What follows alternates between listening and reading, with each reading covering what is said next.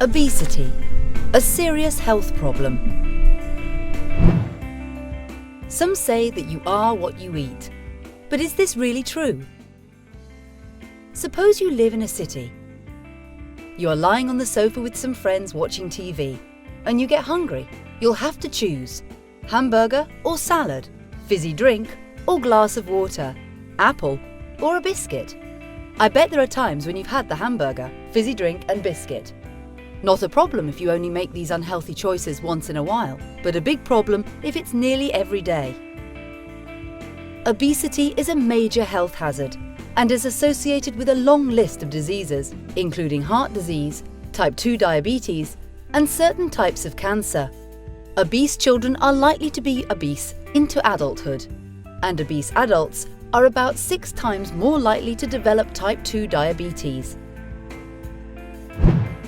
Obesity is commonly defined using the body mass index, BMI, a simple measure that is calculated by dividing a person's weight in kilograms by the square of their height in meters.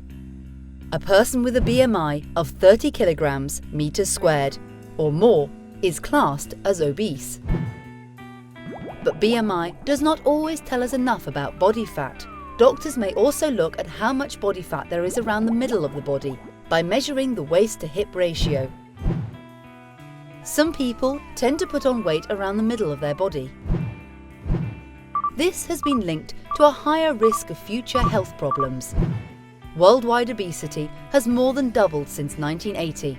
According to the World Health Organization, WHO, in 2008, 1.6 billion adults aged 20 and older were overweight.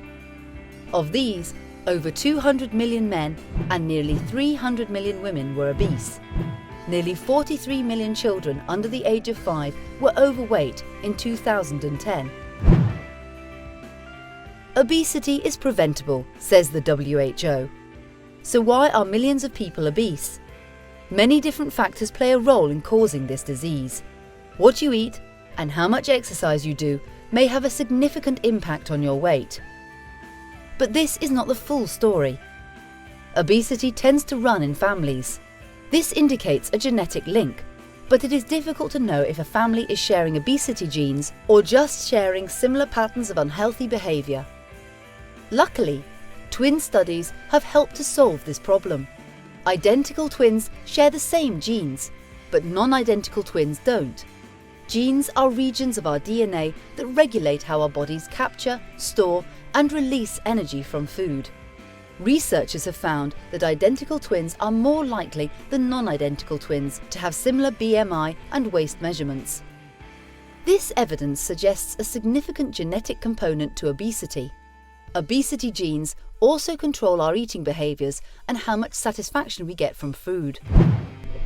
We all have chemical marks in our DNA that can switch genes on and off without changing the DNA sequence. Epigenetics is an emerging area of science that is uncovering the links between these chemical switches, our genes, and the environment they function in. This research is providing exciting insights into the causes of obesity. A number of environmental triggers such as diet, stress, and exposure to drugs and toxins lead to epigenetic changes. Recent studies have shown that a woman's diet during pregnancy can change how her child's DNA functions and may increase their risk of obesity later in life. Scientists and doctors hope that a better understanding of how our body regulates our energy balance and eating patterns will lead to improved treatment approaches and drug therapies in the future. If you eat a balanced diet and exercise regularly, you are less likely to become overweight. But it isn't always easy to make healthy lifestyle choices. There has been a dramatic increase in the production of cheap, high-energy foods that can be transported to our homes and around the world. Our daily lives involve fewer opportunities for physical activity than in the past, and we are constantly exposed to the marketing, advertising, and other pressures to buy calorie-rich foods. These factors are thought to underlie the rapid increase in obesity rates worldwide. 65% of the world's population live in countries where overweight and obesity kills more people than underweight.